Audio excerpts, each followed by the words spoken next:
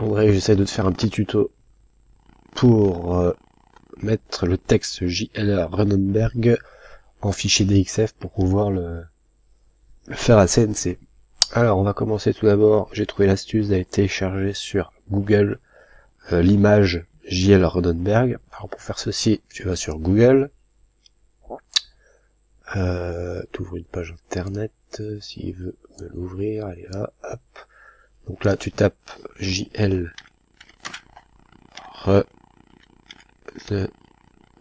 Runenberg, hop, entrée, et là, tu vas cliquer sur image, en dessous de Google, tout en haut, hop, image. Donc là, on descend, on cherche l'image, allez, je crois que je l'ai trouvée là, voilà, elle est ici. Donc là, on clique droit sur l'image, tu fais enregistrer l'image sous. Voilà. Donc moi j'enregistre dans mes images, je vais l'appeler bateau André tuto. Enregistrer. Donc là il me l'a enregistré, là on peut quitter la page internet. Maintenant tu lances Inkscape. Donc Inkscape il est long à se lancer, on sait très bien. Allez.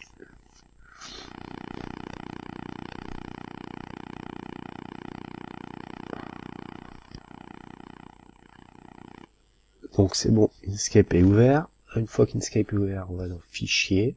On va chercher notre photo qu'on a enregistrée d'internet. On fait importer.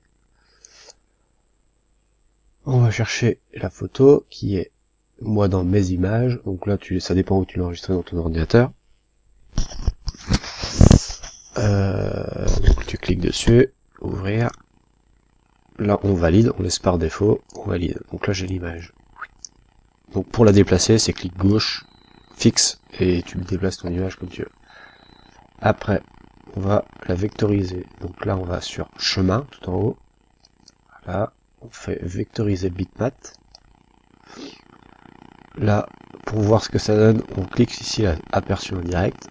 Hop, et là on voit ce que ça donne. Donc là je trouve que la définition est pas terrible. On va augmenter, donc là on laisse sur seuil de luminosité et on va augmenter le seuil. Donc tu cliques en haut. Alors toi, moi mon ordinateur est rapide, le tien il est lent. Alors vas-y mollo. Donc là je crois qu'on va monter jusqu'à 900. Ouais, on va monter à 900. Donc on commence à voir les contours qui se dessinent un peu moins bien. Voilà, 900 on est pas. 800. Allez, 800 on est bien. Donc là on valide. Tac, donc là ça a changé de couleur. On peut fermer la fenêtre. Là on clique gauche sur l'image. Et on déplace. Donc ce qu'on a déplacé dessus, c'est le fichier fini, ce qu'on a besoin. Le fichier en dessous, c'est l'image, donc on peut le supprimer. Donc là, tu cliques sur l'image et tu fais supprimer avec ton clavier. Hop. Là, je la remets bien. Une fois ici, alors je sais pas si tu te rappelles, mais pour zoomer, il faut appuyer sur CTRL du clavier. Et avec la molette de la souris, on peut zoomer et dézoomer. Tout en maintenant CTRL. Voilà. Donc là, je zoome un peu, ça voit mieux. Alors maintenant, on va contourner toutes les lettres pour pouvoir après les passer à la commande numérique. Donc là on va à gauche, on clique sur l'espèce de flèche avec les points bleus, hop, je clique dessus et ça fait, on voit que ça contourne tout. Donc là on va enlever les mètres par seconde. C'est moche, donc on prend, on clique, on fait un carré, donc là clic gauche en fixe, je lâche, hop, on voit qu'on a tout sélectionné, et là on fait supprimer avec le clavier. Hop, et là j'ai supprimé tout ce que je désire pas.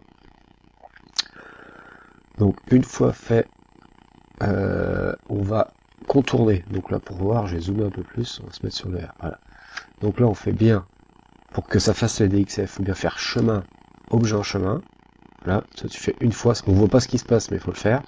Et après, il y a le logo avec l'espèce d'ovale rouge, il faut cliquer une fois, on voit que ça désélectionne le rouge, et on reclique une autre fois dessus, et là on voit qu'on a bien le rouge, donc ce qui correspond bien au passage de la fraise. Tout le tour. Donc là, ça c'est long. Donc une fois ça fait, on va l'exporter en DXF. Donc là on fait fichier enregistrer sous. Donc là on va l'appeler bateau André tuto. Et je vais le mettre dans mon PC moi. Alors tu choisis l'endroit où tu veux le mettre, hein. Ça tu sais faire. Et faut bien penser à le mettre en DXF. Tape traçant bateau André tuto. Ok, enregistré. Là on laisse par défaut, donc faut pas cocher ça, ni cocher ça, mettre en millimètres, latin, tout, ouais. Donc là, vérifie sur ton ordinateur si c'est bien ça. Parce que moi, par défaut, c'est ça, après je sais pas le dire. Donc vérifie bien, et après, on valide. Tac. Donc là, c'est enregistré. Donc maintenant, on va aller dans RPFMS pour vérifier. J'ouvre un fichier, le DXF bâton et tuto, il est là. J'ouvre. Voilà, donc là on a les dimensions qui fait 17 mm de haut, 125 de large, et après si tu veux le diminuer, bah faut changer le rapport. Donc pour changer le rapport, hop, tu sélectionnes, par exemple on va mettre un rapport de 0,5, donc 0,5, et faut pas valider tout de suite pour voir, faut aller cliquer dans l'autre case ici. Donc là je vais cliquer là, hop, toi ça change le rapport. Parce que si tu valides, ça déconne. Donc faut vraiment cliquer dans l'autre case. Donc là on est descendu à 63 mm. Donc là je vais remettre un rapport de 1. Donc je reclique dans l'autre case, hop, et là on voit qu'on est passé à 125. Donc là je valide. Et là, par magie, on a notre fichier qui est prêt à être passé à la machine. Voilà. Essaye ça, dis-moi si ça marche. Et comme ça c'est plus pratique pour moi. Allez, à plus tard.